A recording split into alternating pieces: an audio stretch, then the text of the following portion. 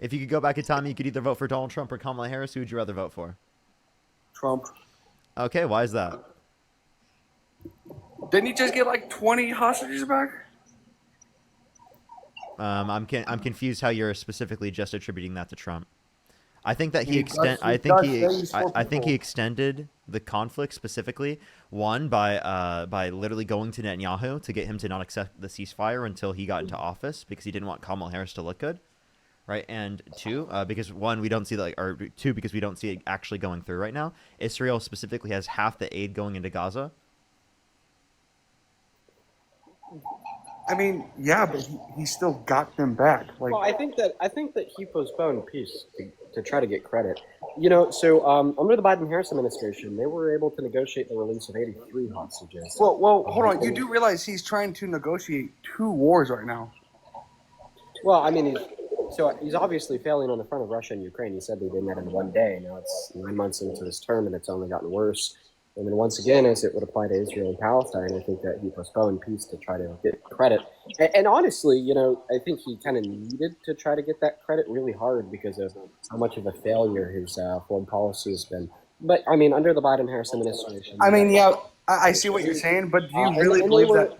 Even in the process of working on a ceasefire, at the end of their term, before Donald Trump violated the Logan Act, called Netanyahu and told him to postpone on accepting it until after the election. Yeah, but even if he didn't take that credit, do you really believe people would think Israel got 20 hostages back by themselves? What? What do you mean? I'm confused on what you're asking. You said Trump was taking credit for getting the hostages back. No, right? I said he postponed the peace so he could try to take credit. Which is true. what he's doing right now. No, it's what he's done. Which is what you would be insinuating. It was when he wasn't in office. He went to Netanyahu to get him to not accept the ceasefire at the end of the Biden administration. Yeah, but how do we know that? Were we in the room? Because PBS just reported on this. You don't need to be in the room to know that. Are you a Christian? Huh? Are you a Christian? Like religiously? Yeah. I mean, I believe in God and I go to church sometimes and but I wouldn't say, oh, I'm Christian. Were you in the room when Jesus resurrected? What? Were you in the room when Jesus resurrected? No, but yes, he actually was. No, actually no. But religion and being in a room with somebody about saying don't accept this is 2 totally different things. Yeah. So why do you need it in one scenario but not the other? Because it's religion. I mean, it shouldn't apply. So trust me. So you just admit that it's just a trust me, bro. It's 2 different topics. It's religion. You don't really people don't really compare stuff with religion in society because you don't just disrespect someone's religion. It's not disrespectful to make a comparison.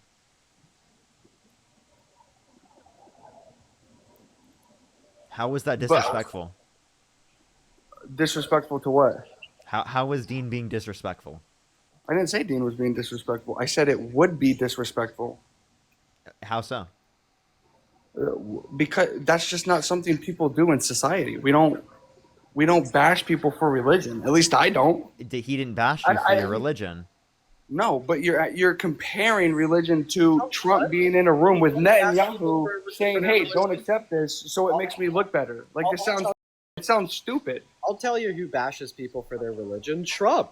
During his first administration, he tried to implement a total and complete shutdown of all Muslim immigration. And Dean, why was he doing that? Why? Because he's xenophobic and prejudiced against what was going on? What was going on around that time in America? Wait, you tell us what you think the justification is, buddy. Go ahead and justify straight up prejudice. Yeah, and literally religious persecution. How is it prejudice when we have going around? It is definitionally speaking prejudice. Wait, I'm sorry. Would you specifically try to refer to all Christians as by utilizing the referring because they consider themselves Christian? Okay, so why don't we look at Christian terrorist groups like the KKK or rather Nazis, than specific? Nazis. Yes, or Nazis. Literally, Nazis considered themselves German Christian. Or like the Crusades, Christian, been very wide scale Christian. I don't know why you only try to brand Islam as like a religion of violence when you specifically won't acknowledge the violence of Christianity.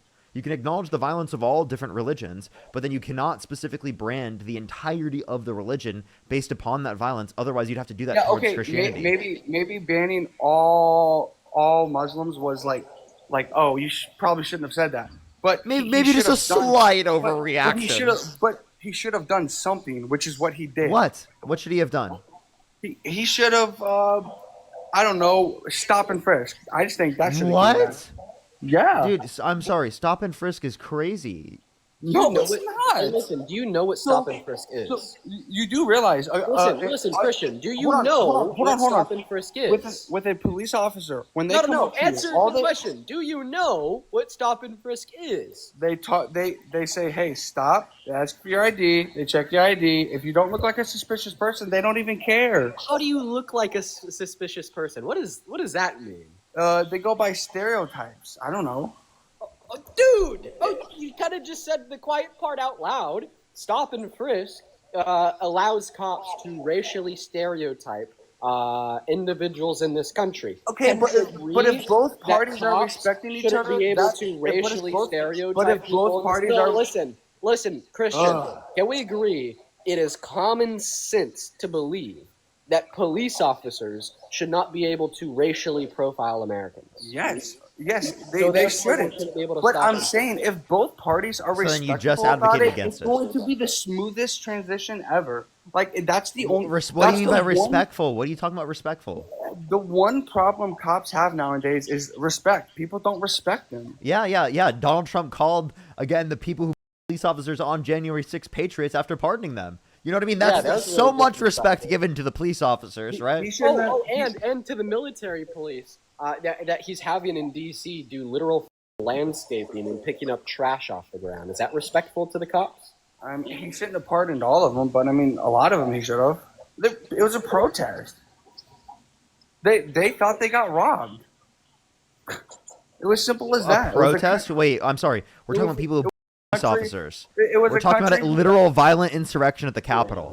And you're like, dude, it's just a protest. What? It was a country who stood behind Trump. You also said that they got robbed of an election.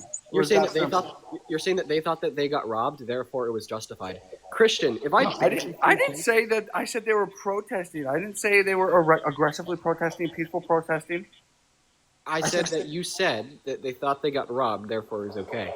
Christian, if I think that you robbed me, like no reason at all, I think that you literally broke into my house and stole my laptop. I don't know you, Dean. What?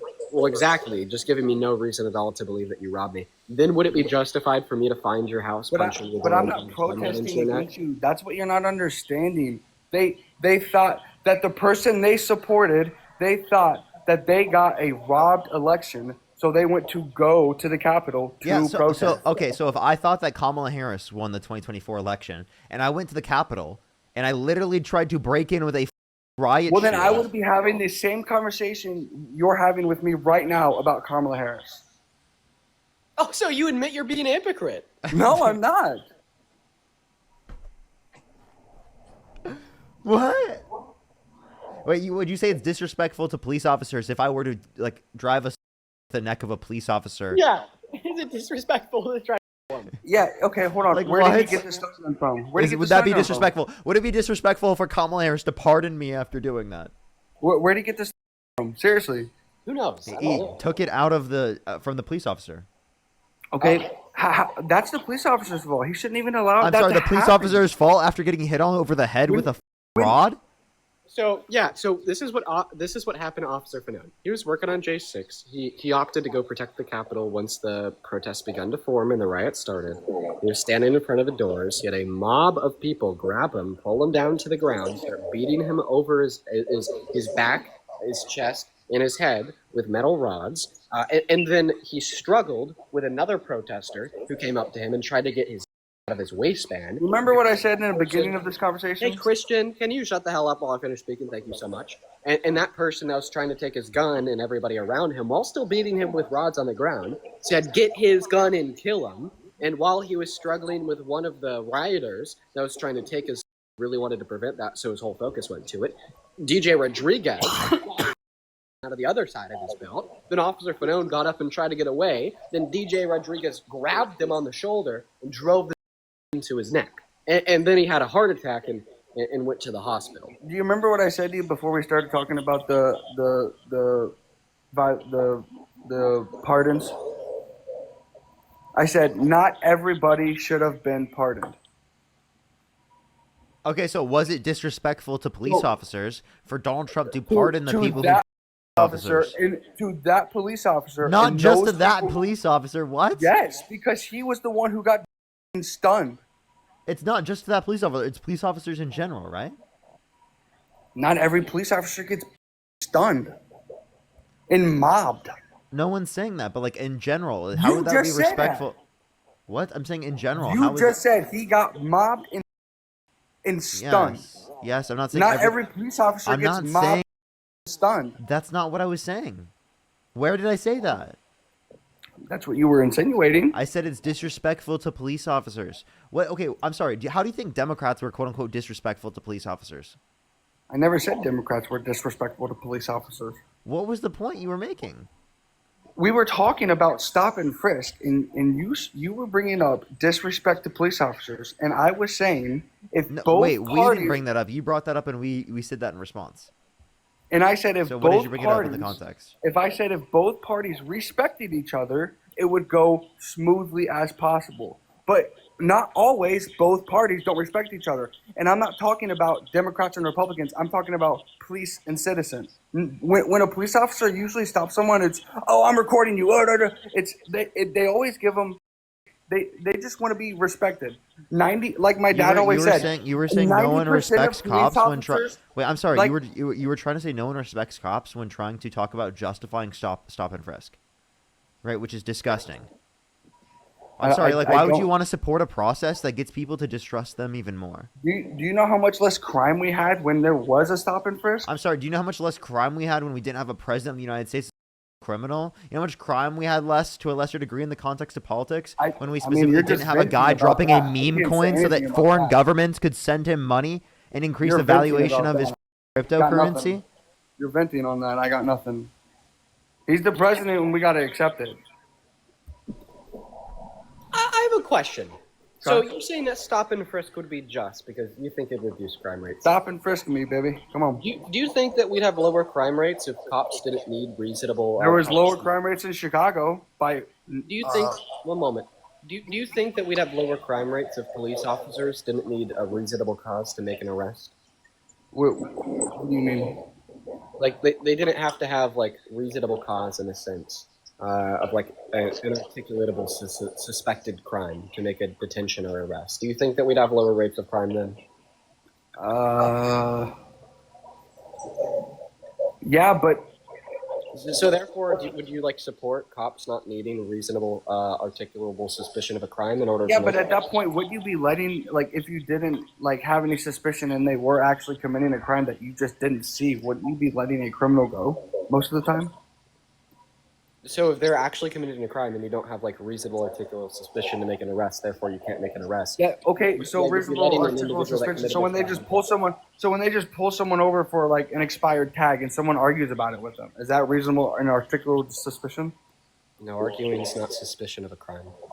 No, I said having an expired tag, they get pulled over and argue about it. So they would have reasonable and articulable suspicion of a road offense to make the detention or to pull the driver over. And that's what I'm saying about a stop and frisk.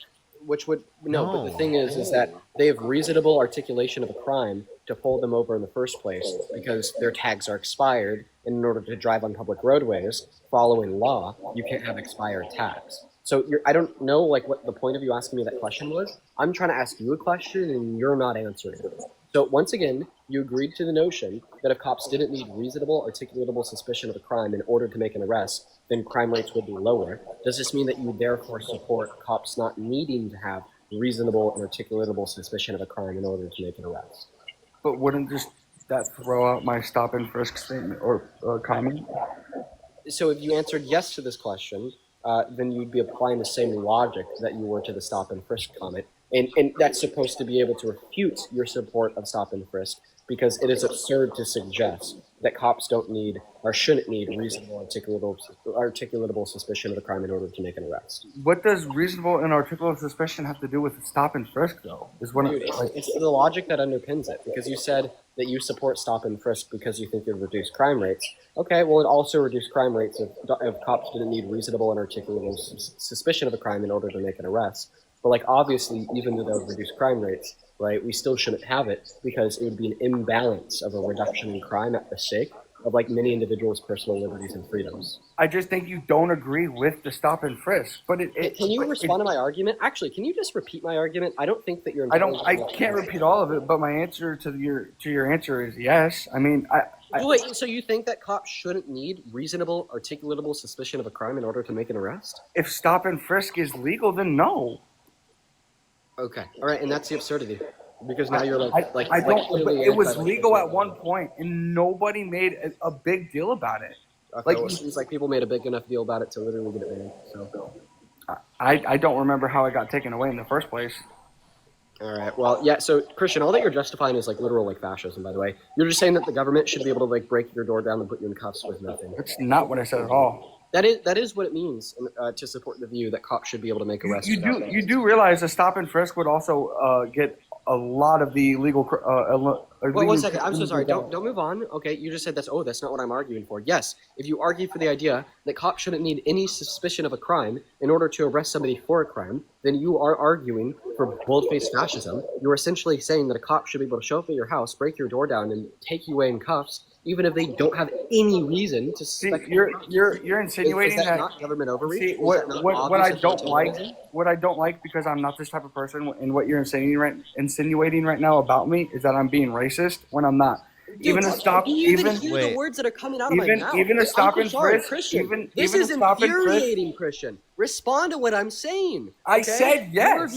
Your view. Respond to this. Your view is incredibly authoritarian. I said they should not. Listen, I said Christian, they should not listen to me. Stop over talking me. Respond to this. Question. Respond to this. Your view is incredibly authoritarian because what it justifies is cops arresting people without any reason or suspicion of a crime. This means if like what you believe in here was implemented into real world governmental policy, is that a cop or a group of cops should be able to go to your house, break down your door, put you in handcuffs and haul you away, even if they have no reason to suspect that you committed any crime whatsoever. That's what it means when you say you support the notion that cops should be able to make arrests without any reasonable and articulable suspicion of a crime. Stop and frisk does not include arrest if you have done nothing illegal. Oh my God, dude, this is absolutely insane. I straight up, okay, listen, I'm going to say this one last time. Parker asked you why you support stop and frisk, and you said you support stop and frisk because you think it would reduce crime rates. Yes. I then asked you if cops could make arrests without any suspicion of a crime. But when did crime rates? Where are you getting that from? That's what I'm confused. I'm getting that from you. I never said arrest. I said stop and frisk. No, that was a follow-up question that I asked you. If they're arresting somebody, then they've done something illegal, Dean. Christian, I asked you if cops didn't need reasonable and articulatable suspicion of a crime in order to make arrests. Do you think that crime rates would go down? And you answered yes. It's all about getting the crime rate down. Okay, so therefore, because you do think that cops being able to make arrests without and please don't talk to me like I'm an idiot. I understand everything you're saying right now. Oh my God. So therefore, because you think that cops being able to make arrests without any reasonable and articulatable suspicion of a crime would reduce crime rates, therefore, according to your logic, you would agree that cops shouldn't need reasonable and articulatable suspicion of a crime in order to make arrests, which is just fascism. That's just fascism. If cops didn't need suspicion of a crime to arrest people for crimes, can I ask you a question? Bust your door down, put you in cuffs, and haul you away. Okay. Is this all just going over your head? Is Christian, fascism before you do, can you repeat what Dean just said? not every single word? Repeat the general Is idea. fascism? He was calling me fascist. Is fascism illegal? What? What? Dude. What? Dude. You did not just say that, bro. What? Oh my god. Oh my. Oh my god. You know, Are you a fascist? Am I a fascist? I don't work for the government, so I wouldn't think so. Wait, so you think the Trump administration and the government is fascist? That's not what I said. You said you don't work for the government. The government's run by the Trump administration. Like I said in the start, they're getting hostages back, lowering crime, and getting money in America's pockets. Wait, repeat what you just said? I said, like I said in the beginning, he's getting hostages back, getting money back to the American people, and How is he lowering getting crime. back? How is he bringing money back to the American people? Didn't he just send $40 billion to Argentina? 40, yeah, he gets 40 billion to Argentina, but he's still making money for the American people. In what doing way? everything. Doing like what? Like how you guys like to ask all your little MAGA little guys you like to face when they get up here, what policies do you support? He got the big, beautiful bill. Oh my god. That we just went over how that was horrible. That cuts 420,000 children off of free school lunch and breakfast on average every month. All right, 2.5 million people on average every month off their food stamps, and over I like how 10 you million look at all people the off their access to health cons. insurance. All right, along with over $3.4 trillion in added debt. So That's and it you're just looking disproportionately at the cuts taxes for cons. rich people. Like there's pros and And cons of including- every and single including policy that would consider- ever be written. Just like And if including- Kamala, just like if Kamala Christian, Harris. check this out. What are the pros? Silence. What the? What are the pros? I said there's pros and cons to every policy a politician comes What are up the with. pros of the big beautiful bill? More tax or no tax on tips. We get I was reading we get like more tax returned on overtime when we work, which especially is good for people like me because I work 60, 70 hours a week. So all that overtime money that I'm going to get back at the end of the year, that's going to help me out tremendously. So, according to the Center on Budget and Policy Priorities, when you factor in for the other 831 pages of the Big Beautiful Bill, it actually reduces the purchasing power of the average American making at or under $51,000 per year, even when we factor in for the no tax on tips and the no tax on overtime, which are only deductibles up to around $12,000 and expire in 2 years. I'm saying it puts more money in my pocket at the end of the year, which is what No, it it doesn't. says. Tariffs It increase your puts tax more burden. money in America's pockets. Dude, tariffs increase your overall tax burden, my guy. You do realize tariffs is a trade war kind of thing. Wait, It's okay, it's what? you- What's you the know point who of the was trade ri- war? to get what you want from another country, just like and what what's country his have- name? what What's his country name have we did got the what we same want thing from? And people didn't have a problem with it. Wait, what what was his country? name? Wait, answer this question. What country did we get what we want from? Pretty sure we've gotten what we want from every country we've Really, had name a one. trade war with, except like actually. We've got money from every single country Name we one. wanted to. Name one. China. China. So you're saying we won the trade war with China? The trade war is Why do not you still think Trump ongoing? always says China? Because we get money from China. What? Dude, I'm sorry. You understand that they're literally not buying our soybeans anywhere near the same? We've had a huge reduction level of export jobs that sell our products to China, along with the fact that specifically, that's Donald Trump specifically, literally like just being. This is what you're doing. Everything I bring up, you're just saying the cons about it. You're never saying the Yes, pros. yes. They're still paying us. Wait, what pros? What pros? What are They're the pros? still Tell us. paying us. What? Paying what? Oh my god. Trade. What, you trade with countries. If you impose a tariff, it reduces that level of trade. Just like with Mexico, we probably buy fruits and. Okay, so you understand that when we impose tariffs on all these countries, it reduces trade between our countries because it's an imposed tax on the but you goods do coming from the understand country, it's- which you causes the understand- price for the American consumer to be more expensive for those goods. Yeah, but you do understand trades are for so that country is like, oh, if they get if they keep making these trade or tariffs higher, we're going to have to pay more money. Oh, let's give them what they want. Why do you think America is the number one trade in Wait, in the can world? you tell me what a tariff is? Tax on another country through goods. Okay, so who What? pays that tax?